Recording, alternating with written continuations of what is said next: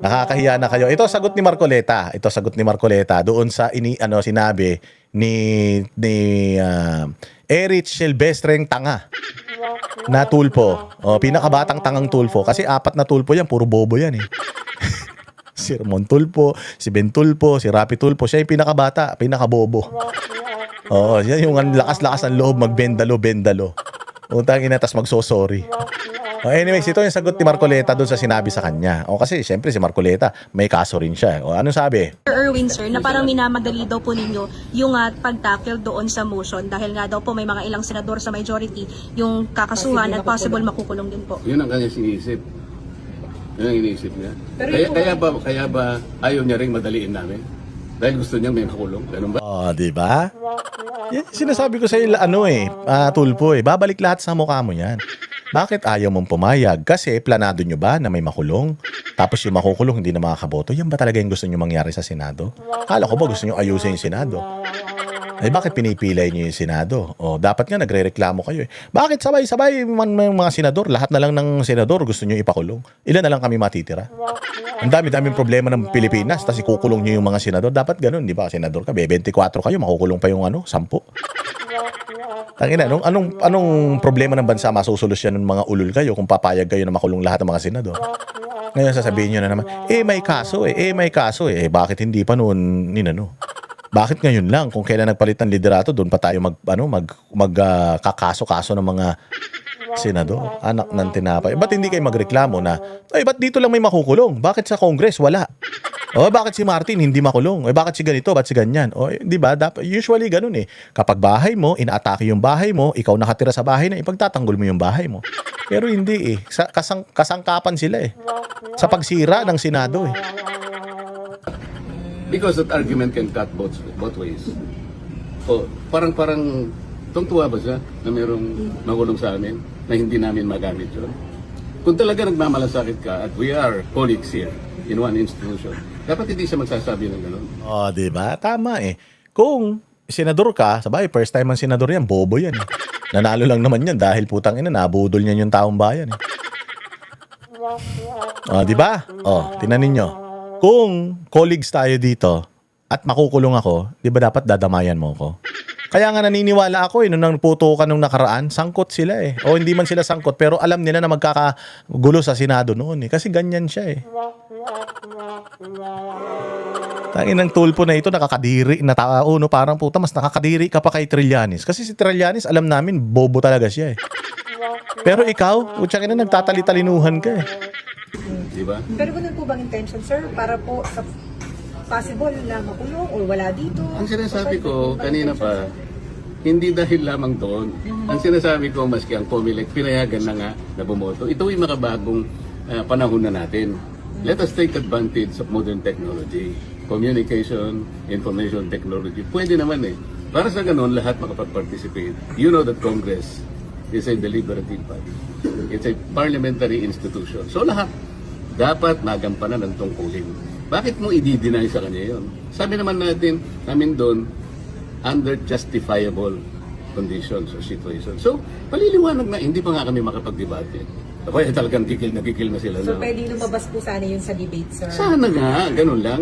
Kung hindi naman sila magbibigay ng pagkakataon na pag-usapan namin, nako, kamumusyon ko pa lang, talaga nakala mo yun. Parang meron silang piniprevent na may mic. Sila pala yung, ang iisipan pala nila, ganun eh. Kami wala kaming iniisip na ganun. Pero sir, sa Sila yung may malisya eh. Lumabas sa bibig mismo eh. Sabi ko nga, pag bobo ka, huwag ka na magsalita. Lalong-lalo na pag galit ka. Sabi nga nila, when emotion is high, intelligence is low. Ito si Erwin Tulfo, kahit na emotion is low, intelligence is lowest siya. Bobo talaga eh. Walang utak. Di ba? Yun yung sinasabi niya eh. Lahat ng mga issues niya, concerns niya, pwede namin pag-usapan eh. Actually, debate na yan. Pagka nandito na yan sa plenaryo, meron akong panukala, pagdidibatihan natin yan. Pwede mong tanungin yan. Bumira ka na kagad eh. Hindi nyo pa nga pinapayagan yung motion na pag-usapan na sa plenaryo eh. O, so nahuli ka ngayon na talagang yun ang plano ninyo. Justifiable reason po ba para sa virtual attendance sa sesyon? Tsaka na natin nagtatago pag-usapan yan si kung mag-a-apply Senator? nga doon sa debate namin. Pag-uusapan pa namin yung motion eh. Pero sen, originally po ba nakaschedule na pag-usapan po yan today? Ma'am, alam mo yun, May 11 pa kung natatandaan yun. Yung mga marami sa inyo nandun. May 11 sa nangyari. Isip-isipin mo, May 11 yun ha. Yung minority, sapagkat nakuha namin ng majority, nandun sila lahat sa lounge namin. So ako naman, kinukumusta ko naman sila. Saan napunta itong mga kasama ko? Tinakita ko. Nagbiro pa nga ako eh. Mga posing, mukha kayong malagihay lahat. Ba't ang pupulan ng... Alam niya na ibig ko sabihin. Kaya kamusap sila. At nung i-propose ko yun, isip-isipin mo kahit na mapupula, biglang dito magbuka agad. Talagang binabantayan na parang napaka... Is there something spectacular? Yun ang ano, yun ang problema. Bakit parang napaka-special sa inyo? Parang bakit takot na takot ka ba kayo na i-amend natin ito? Ayaw ba ninyong i-take advantage sa modern technology? Ano ba tayo? Panahon pa ba tayo ng medieval age? Andito na yung technology. Resisihin natin ang... Hindi ko pa napapanood to. Ngayon ko pa lang napanood to. Pero di ba yan na yung sinasabi ko kanina? Sabi ko sa inyo si Boss Dada, akala nyo ganyan-ganyan lang yan. Fake news peddler yan. Pumilit kayo naman. Pati internet ginagamit na ninyo. Kasi di ba magbibigay ng special favor sa ibang senador? Kasi kayo able... They could say that. Pero wag dapat silang mag-speculate. Payagan muna nila yung aming trabaho, deliberative body, parliamentary body. Ang problema, kayo alam niyo, merong isa dyan, tatayo. Pag in-interpolate mo, tatakbo. Kung ngingiti ka, kilala mo, di And ba? you're referring to... Ikaw na, kilala mo sila. Tatayo siya. Pag gusto mo siya interpolate, tatakbo siya dun sa lounge, o kaya akit siya, ang tangkaran yung ginagawa, pupunta siya sa inyo. Si Lacson yan. Si Ping. Interview rito, interview doon. Hindi po ganun ang Congress. Hindi po ganun ang Senate. Either nakidebate ka, kung ayaw mo makipagdebate, you have no right to become a senator of this republic. Kung mag-walk out ka, kayo po. Ngayon po, baka ang iniisip nila ngayon, parang kami na naman ang masama. Hindi po kami nag-walk out. You just imagine this. Hindi ba kami mga mature na tao na pag-usapan namin ito? Binoto po kami para pagdebatihin ang lahat ng bagay. Bakit ka mag-walk out? Bakit ka mag-walk out? Yung mandato bang binigay sa iyo ng bayan, hindi importante sa iyo. Natatakot ka bang makipagdebate? Yun ang problema nila eh. Kami po hindi kami yung gumagawa. Hindi kami nag-uumpisa nito. So they just walk out and then they question the quorum. What do you think? Pero sir, your comment No, what do you think? Your comment Teka muna. They walk out and somebody was left to just move to adjourn. What do you think? Dahil wala pang quorum. Sila nga nabigyan ng condition pa mawala ang quorum. So, plano nila yun eh. So what do you think? So what do you think, sir? Kasi kayo ang pagboboto. Pati kayo ako na, siyempre, kailangan naman magtanong naman ako sa inyo. Hindi naman ko palagi Hindi lang namin kami. pwede ikaw ang sarili namin. Kayo No, pwede namin sa I'm not report asking. Bobo kayo. Hindi ba kung talagang updated kayo, pag tinanong kayo, alam nyo, hindi kayo nakikinig. Mga tanga kayo, mga journalist kayo. May tanong sa inyo, kung di mo kaya sagutin, hindi po namin masagot, sir eh. Hindi na magdadahilan ka pa, hindi naman kami pwedeng ikot, bobols. Kung di mo alam, huwag ka na magdahilan. Sabi mo na lang, di mo alam, di mo naman naiintindihan talaga eh. Tanga ka eh, tagahawak ka lang ng mic, ganun ka lang eh. Mabalita ka lang eh. Aray, ang sakit mo magsalita, Boss Dada. You as a reporter at a patriotic citizen of this republic, lahat tayo kasama rito. Gusto ko makita nyo yung distinction. Salamat po sa inyong lahat. Di ba? Hindi nyo naman pala kayang sumagot. Tapos tanong kayo ng tanong. Tapos gusto nyo papahabain yung interview. Ina ninyo eh. Sa minamadali, bakit kailangan mo yung araw dito? Isa pang tanga. Tinanong na kanina yun. Tinatanong ulit, ulul. Yan, sir, na may ano daw po, yung whole departure order, sir. Susunod na yan, boss. Opo. Pagbibigyan ko kayo. Pero sir, yung whole departure order po ng Pagbibigyan ko kayo sa susunod. Ano lang ito kasi medyo po. Ano ngayon? Ay, nako. Di ba ang saya-saya? Oo, ang saya-saya natin, ano? Kahit pa paano, nakakasuntok tayo eh. Oo, kasi hindi lang lagi sila bida eh. Bida-bida sila, nasanay sila, mga spoiled sila. Nasanay sila na kukuha nila yung gusto nila. So ngayon, na mga matatalino, kasi tinan mo, dun sa minority, lahat yan halos, hindi mga sino mga abogado dyan? Sa minority. Si ano lang, si Kiko Pangilinan. Tapos pagkatapos ng butaw na. Kumbaga sa Pusoy, putang ina, isa lang yung alas nila eh. Si Mig Subiri ba abogado? Ilan lang sila lahat, puros ano na eh, puros mga patawa na. Eh dito sa kabila, puros mga abogado eh. Marcoleta, Cayetanon Dalwa, sino pa ba yung mga abogado dyan? Kahit pa paano, mas marami abogado dito sa kabila, dun sa kabila, puros mga ano lang yan, puros mga tsuwariwap lang yan. Ay nako, di ba? Ang saya-saya. Kaya bukas, magabang ulit kayo dahil marami pa tayong i-discuss. Mahaba-haba na to. Siguro naman, masaya na kayo dyan.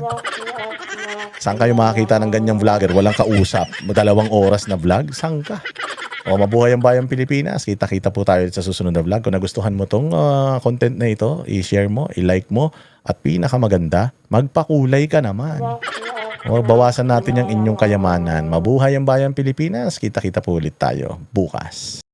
Kami ang boses ng masa, hindi natatakot. Katotohanan lang, di kami nalulunod. Walang bahid ng sismis, lahat ay totoo. Kahit sino ka pa, pag mali ka babanatan ka. Walang pinipiling kulay, wala kaming kinikilingan. Basta para sa bayan, kami lalaban. Pagtama palakpakan, pag mali banatan. Di matitinag, di matatakot, para sa bayan tuloy ang sigaw. Sa harap ng kamera, walang halong takot. Mga baluktot, lahat kayo'y tutumba. Ang hustisya at totoo, yun lang ang mahalaga. Kahit sinong harang, di kami matitinag. Walang pinipiling kulay, wala kaming kinikilingan. Basta para sa bayan, kami lalaban.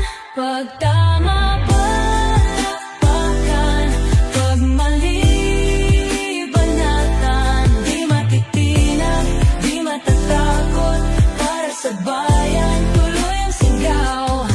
Kung nasa tama ka, ikaw ay aming kasama. Pero pag mali ka, handa ka na bang mabasag? Banateros kami, walang inuurungan. Dahil bayan muna, bago ang sarili.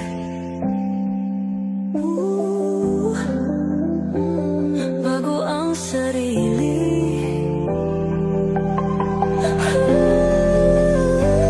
Pagtama palakpakan, pag mali banatan.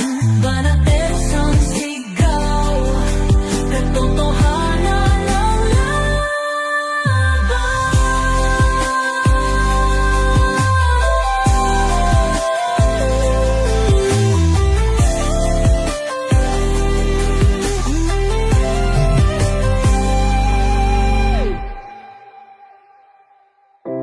Sa